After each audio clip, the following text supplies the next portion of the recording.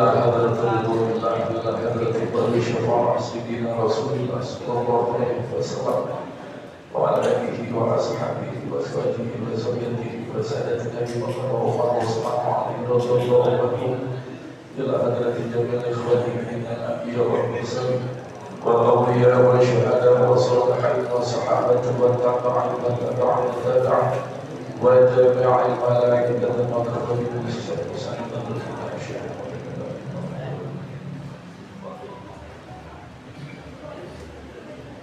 إلى جميع الأمور من المسلمين والمسلمات والمؤمنين والمؤمنات الأحياء منهم والأموات بمشارق الأرض مغربها في برها وبحرها وسلام خصوصا على محمد صلى الله عليه وسلم في مصلى نور الإسلام وسلام خصوصا على محمد كلنا أجمعين إلى دين أمتنا زوجنا وأولادنا وتلميذنا وجدتنا ونخصهم خصوصا على سببنا بسببه إجلالنا ودليلنا إليه وجنبنا ويسعى ويتقرب بين إليه بشر لا إله إلا الفاتحة أعوذ بالله من الشيطان الرجيم بسم الله الرحمن الرحيم الحمد لله رب العالمين الرحمن الرحيم مالك يوم الدين إياك نعبد وإياك نستعين اهدنا الصراط المستقيم صراط الذين أنعمت عليهم غير المغضوب عليهم ولا الضالين. بسم الله السلام عليكم ورحمة الله وبركاته.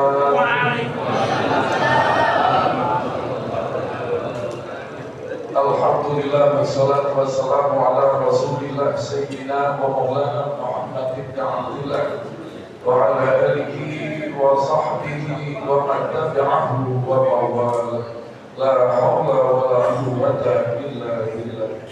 Allahumma salli ala sayyidina Muhammadin wa ala alihi wa ashabihi ajma'in amma ba'd.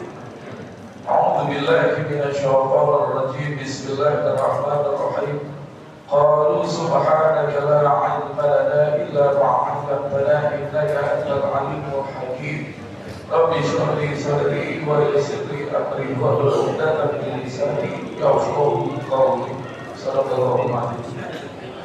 Yang sama-sama kita hormati yang saya muliakan khusus pimpinan kuliah sunnah kebagusan tingkat Quran Indonesia Mukarram Bapak Ustaz Haji Abdul Mudir MPD yang sama-sama kita hormati pimpinan Mushola Nurul Islam, orang tua saya Bapak Haji Royani, yang sama-sama kita hormati segera para alim ulama, para asatidz dan guru-guru kita yang hadir, di antaranya Bapak Haji Sulahuddin, Bapak Haji Abdul Rahman Muhayyad, Bapak Ustaz Ali Haidir, Bapak Ustaz Haji Yunus, kemudian Ustaz Haji Hasan, Wali Bapak Haji Tabroni, Bapak Ustaz Haji Jali, kemudian Bapak Haji Dr. Taufik, dan juga para jamaah para sesepuh tokoh masyarakat, Bilusus Al-Habib, Alwi Alidus, dan juga kepada pimpinan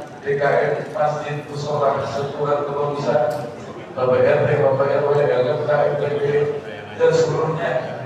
Khusus para Pak Yasin, alhamdulillah sehat terus Pak Haji. Ini ada di Jomong yang jauh dari Sihat di Solo luar biasa. Dan juga pencerama kita yang akan membahas kitab ini apakah Bapak Ustaz tentang Haji.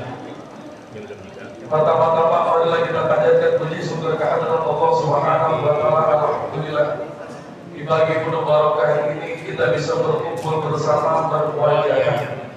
Rutinitas pengajian kuliah subuh Sabtu pagi, mudah-mudahan hadir kita di tempat yang mulia ini mendapat ridho dan ampunan dari Allah Subhanahu wa taala. Panjang umur yang barokah, sehat walafiat, istiqomah dalam ibadah, kita berharap diberikan rezeki yang melimpah yang barokah, keluarga sakinah mawaddah warahmah, anak istri cucu soleh dan solehah. Kita wafat dalam keadaan husnul khatimah, ditempatkan di surga Allah Subhanahu wa taala. Salawat serta salam senantiasa tercurahkan kepada baginda Nabi Muhammad Rasulullah sallallahu alaihi wasallam beserta keluarganya, para sahabatnya, serta pengikutnya hingga yaumil qiyamah. Bisalawatillah Rasulillah dan dan syafaat dalam yaumil qiyamah. Dan salawat kepada Nabi Muhammad Rasulullah sallallahu alaihi wasallam pasti mendapat syafaatnya baik dunia maupun akhirat. Bismillahirrahmanirrahim. Qala al-mu'allif rahimahullah ta'ala wa nafa'ana bihi wa ya'udhu bihi min darul bahwa qala bisa'an rasul kita memasuki maklumat yang ke-30. An Ali radhiyallahu wajhah. An Ali radhiyallahu wajhah yang bersumber dari Sayyidina Ali radhiyallahu wajhah. Semoga Allah muliakan wajah beliau. Wa radhiyallahu dan semoga Allah meridhai beliau. Annahu qala salasun yuzidna fil hajzi fil dhihni. Adapun perkataan Imam Ali, salasun yuzidna fil hajzi, ada 3 perkara yang dapat menguatkan hafalan fil dhihni di dalam otak kita, wa yudhibna al-ghamam dan juga menghilangkan yang namanya cairan lendir dahak yang bersumber dari tenggorokan dan juga ada cairan yang keluar dari hidung. As-siwaku yang pertama dengan cara bersiwak, wasaumu yang kedua dengan cara berpuasa, yang ketiga wa qiraatul Quran dan yang ketiga membaca Al-Quran. Jadi betul di Papua ini alhamdulillah pada pendek biasanya panjang-panjang terus. Jadi salah satu uzin tampil gizi ada 3 perkara yang dapat menguatkan hafalan. Ternyata hafalan kita ini bisa terjaga, bisa kuat, ini teringat di benak kita, di otak kita, maka hafalan kita ini luar biasa. Jadi kita bisa ingat terus. Seperti siapa? Seperti Imam Syafi'i. Usia 7 tahun Imam Syafi'i itu sudah hafal Al-Quran. Imam Syafi'i hafal kitab Al-Muwaffaq. Cerdasan Imam Syafi'i luar biasa. Apakah kita yang di sini kita punya akal, kita punya otak, apakah kita bisa memiliki kemampuan? Bisa. Syaratnya dengan banyak baca, dengan cara banyak belajar. Nah itulah mengasah kemampuan. Oleh karena itu di sini yang dipertanyakan adalah yang harus diperhatikan adalah yuzidna fil hifzi, untuk menjaga hafalan kita tetap kuat ingatan kita. Itu yang pertama adalah dengan cara bersiwak, yang kedua berpuasa, dan yang ketiga adalah qiraatul Quran. 3 menurut Imam Ali supaya hafalan kita benar. Dalam hadis Nabi sallallahu alaihi wasallam dalam kitab Fathul Anbiya dijelaskan, laula an asyqa ala ummati la aqaltuhum bisiwaki ma'a kulli shalah. Kata Nabi sallallahu alaihi wasallam, seandainya jika aku tidak memberatkan kepada umatku, la amartuhum bisiwak, maka akan aku perintahkan umatku untuk bersiwak ma'a kulli shalah ketika hendak melaksanakan sholat. Keharusan keanjuran, apalagi dalam kitab fikih ada namanya bab siwak. Kata Nabi, laula an asyqa ala ummati, seandainya aku tidak memberatkan kepada umatku, apalah amartuhum bisiwak, maka akan aku perintahkan untuk bersiwak ma'a kulli shalah, setiap hendak melaksanakan sholat. Maka bapak-bapak tadi sholat subuh sebelum takbir kita bersiwak itu dihukumi sunnah diabdul. Dan ternyata hikmahnya adalah fadilahnya yang pertama selain untuk menjaga kebersihan pada sunnah, yang kedua adalah terdapat membuat hafalan di kita. Wasaumu dan juga banyak berpuasa. Kenapa sih harus berpuasa? Dijelaskan surat Al-Baqarah ayat 184, "Faman tatawwa'a khairan." Siapa saja manusia dengan kerelaan hati melaksanakan perbuatan kebaikan, fahuwa khairul lahu, maka dia mendapat balasan yang setimpal, kebaikan yang setimpal kebaikan yang dia peroleh. Wa an-nasumu, maka berpuasalah, khairul lakum, itu lebih baik buat kalian, buat kita. Ikuntum ta'lamun, apabila engkau mengetahui. Artinya apa? Ternyata puasa itu memiliki hikmah. Hikmah yang pertama dapat menguatkan hafalan. Hikmah yang kedua dari puasa itu dapat menjaga nafsu.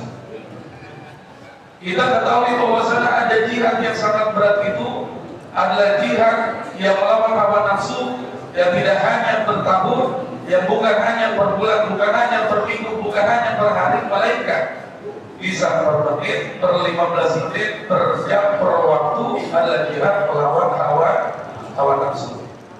Ternyata hawa nafsu kita bisa terkontrol, bisa terjaga dengan cara berpuasa. Puasa yang wajib yaitu puasa di bulan suci Ramadan.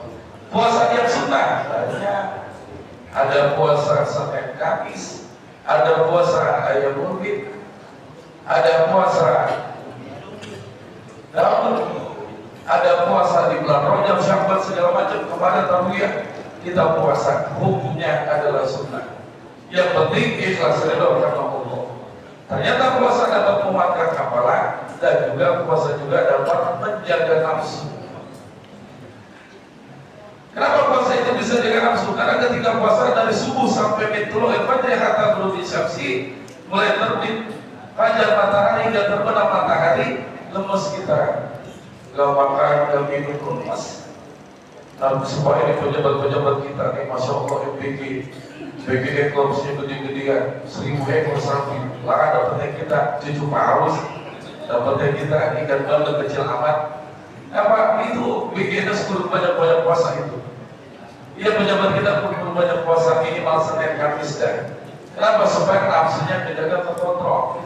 Berapa banyak oknum-oknum bagi kiai dan segala macam, bagi yang memiliki panti asuhan, yang anak yatim yang diperkosa sampai hamil sampai bunting. Berapa banyak nama pesantren jadi rusak akibat oknum-oknum kiai yang menghamili santrinya. Alhamdulillah. Berapa banyak terjadinya pemerkosaan, berapa banyak terjadinya kasus pernikahan yang ditinggal, yang anak 3, rumah kontrak ditinggal. Masya Allah, tanggung jawabnya gede ini.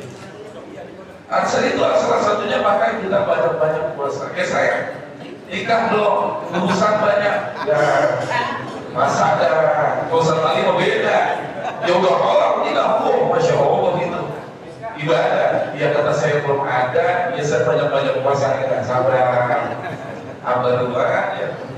Kenapa Ustaz Ali dulu nikah setelah saya usia 30, saya gak mau kawin dia, tahu kekuatan, gitu. Imam saya dikit, puasa.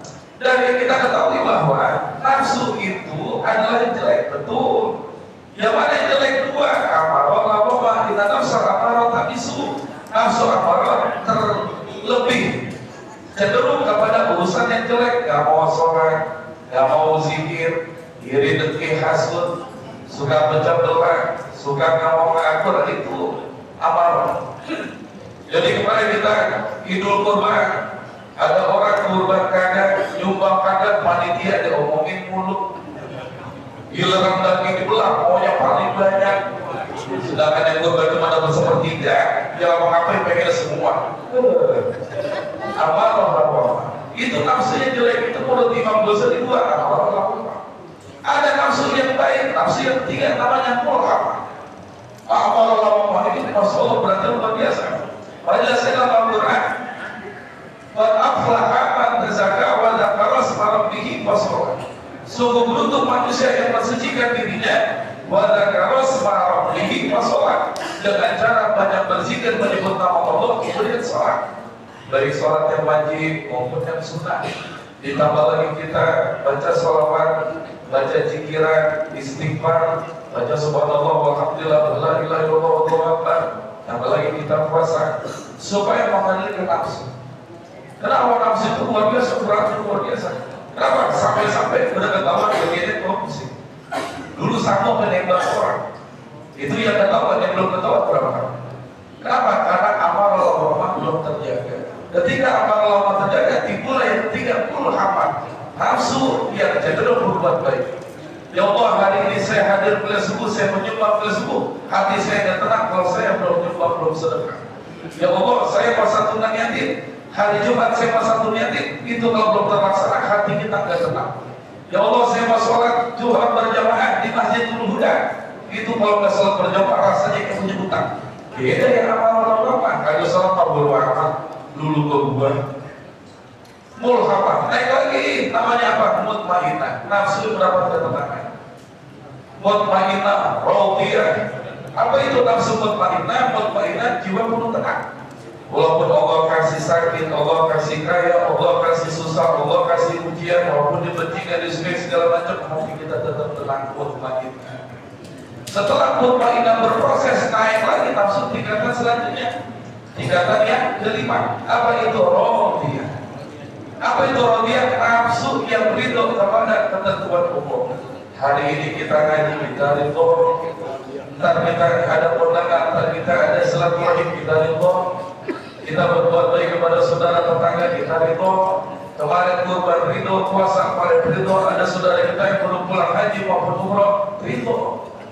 Allah kasih miskin ridho, kasih kaya ridho, susah ridho, apapun alasannya kita ridho. Setelah kita ridho, tak ada pertemuan Allah, naik nafsu yang selanjutnya, derajat yang tinggi. Apa itu yang rendah? Mardiyah. Nafsu yang mendapat ridho Allah. Kita realisasi Allah ridho. Kita sholat berjamaah Allah ridho. Kita kemarin sholat Jumat Allah ridho. Kita sholat Allah ridho belum tentu. Tapi kalau nafsu mardiyah, apa yang telah kita lakukan Allah ridho kayak Nabi Muhammad. Allah ridho seperti bagaimana para wali yang lakukan di para wali lakukan ibadahnya, amal perbuatannya, muamalahnya Allah sudah ridho. Kamilah yang ketujuh nafsu yang sempurna sebagaimana Nabi Muhammad sallallahu alaihi wasallam minimal kita ya mulhafalah bagus banget, cenderung berbuat baik, yang jelek amal Allah. Dan kemudian yang terakhir yaitu adalah qiraatul Quran, dengan baca Al-Quran. Ternyata baca Al-Quran dapat menguatkan hafalan. Apa itu dalam hadis Nabi sallallahu alaihi wasallam, terutama dari fadilah baca Al-Quran. Ibnu Mas'ud radhiyallahu anhu qala Rasulullah sallallahu alaihi wasallam, yang bersumber dari Abdullah bin Mas'ud bahwasanya Rasulullah sallallahu alaihi wasallam bersabda, "Man qara'a harfan min kitabillah."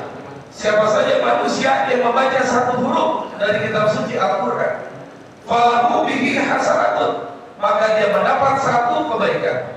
Wal hasanatu bi asyri amsalihha, dan satu kebaikan ini dilipat gandakan menjadi 10. La aqulu alif lam mim harfun, walakin alif harfun, lamun harfun, wa mim harfun. Kata Nabi SAW, aku tidak mengatakan alif lam mim satu huruf, melainkan alif satu huruf, lam satu huruf, mim satu huruf. Jadi kalau kita baca Al-Quran terdiri dari 30 juz. Wajah Hasim belum baca Al-Quran sebelum subuh, rajin baca Al-Quran. Itu ternyata bismillahirrahmanirrahim aja ada 19 huruf, berarti memperoleh 190 kebaikan. Kalau bapak-bapak selama sebulan sekali bisa khatam Quran, selama setahun bisa 10 khatam, masya Allah untuk pahala. Fa innahu ya'ti yaumul qiyamah. Nanti itu menjadi syafaat datang pada hari kiamat, pahalanya gede, satu huruf 10 kebaikan. Daripada kita ngomongin orang, ngomongin kaya-kaya, dengan baca Al-Quran, pahalanya gede pahalanya. Nah itulah, selain dari dapat menguatkan Al-Quran, kemudian mendapat menjadikan syafaat, sebab pahala yang luar biasa dari membaca Al-Quran. Di sini siapa yang dulu setelah Ramadan ada khatam? Aku itu kok momennya tahun sekali baca Quran, tadarus bukan momen tahunan. Kapanpun dimanapun kita sempat kita baca. Itulah yang dinamakan dapat menguatkan hafalan. Yang terakhir, apa yang menyebabkan kita susah dalam belajar, susah dalam hafal? Salah satunya dalam kita talib banyak maksiat. Jelaskan syakautu ila waqa'in surah Hafsi. Suatu ketika Imam Syafi'i lapor kepada gurunya Syekh Waqai, surah Hafsi terkait susahnya dalam menghafal. Kemudian Imam Syafi'i itu cerdas luar biasa. Apa orang ngomong ingat, apa yang dibaca ingat.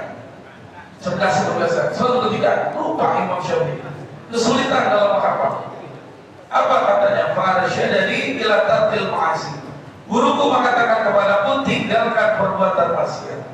Wa akhbarani, dan beliau mengajarkan kepadaku, ja'anna al-ilma nurun wa nurullah la yuhda lil 'asi. Ilmu adalah cahaya, cahaya tidak dapat tidak bisa diperoleh dengan cara bermaksiat. Bahkan suatu ketika Imam Syafi'i lihat kaki nenek tersingkap sampai betis, susah apa? Kita habis pulang subuh, ada yang bermain di jaga kasar, ada yang jalan raya, ada yang kemarin sampai ke Kalbil. Wah, kita lewat sepatu dulu yang masya Allah ngeblak.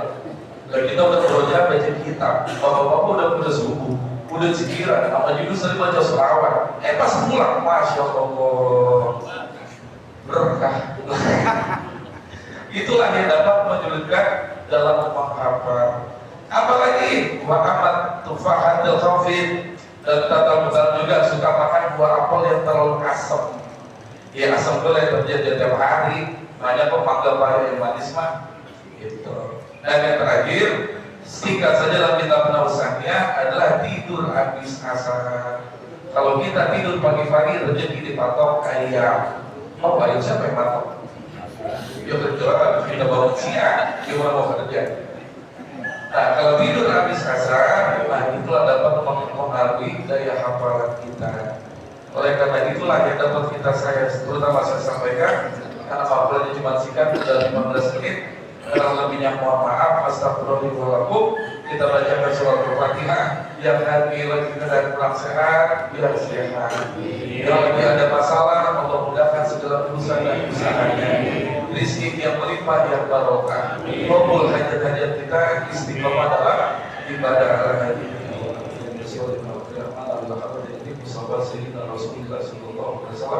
Al-Fatihah. Bismillahirrahmanirrahim. Alhamdulillahirabbil alamin. Arrahmanirrahim. Maliki yaumiddin. Iyyaka na'budu wa iyyaka nasta'in. Ihdinas siratal mustaqim. Siratal ladzina an'amta 'alaihim ghairil maghdubi 'alaihim waladdallin. Kurang lebihnya maaf. Apabila ada kesalahan dan kehilapan, astagfirullahaladzim. Wassalamualaikum warahmatullahi wabarakatuh. Terima kasih kami ucapkan kepada kita Muharram Al-Ustaz Taufikur Rahman Jamil telah memberikan materi kitab Nasaihul Mubalik. Semoga bermanfaat bagi kita semua. Amin ya rabbal alamin. Hadirin jamaah kulliyah subuh rahimakumullah. Dan diharapkan kepada para jamaah khususnya yang berada di lingkungan Kelurahan Kebagusan, kita tetap jaga kekompakan ya, karena akhir-akhir ini kita sudah lihat di media sosial banyak kesentangan. Semoga Kebagusan tetap kompak, amin ya rabbal alamin. Baik hadirin jamaah kulliyah subuh rahimakumullah, di sekolah ada pelajaran prakarya. Ikutilah pelajarannya dan banyak tingkah. Siapa yang ingin jadi orang kaya, silakan perbanyak untuk bersedekah. Ya, oleh karena itu mari sama-sama kita sisihkan sebagian rezeki kita untuk sedekah, khususnya bagi kuliah subuh Kelurahan Kebagusan. Dan kepada petugas tanggokan amal kami persilakan kita iringi dengan pembacaan sholawat. Allahumma salli wa sallim wa barik wa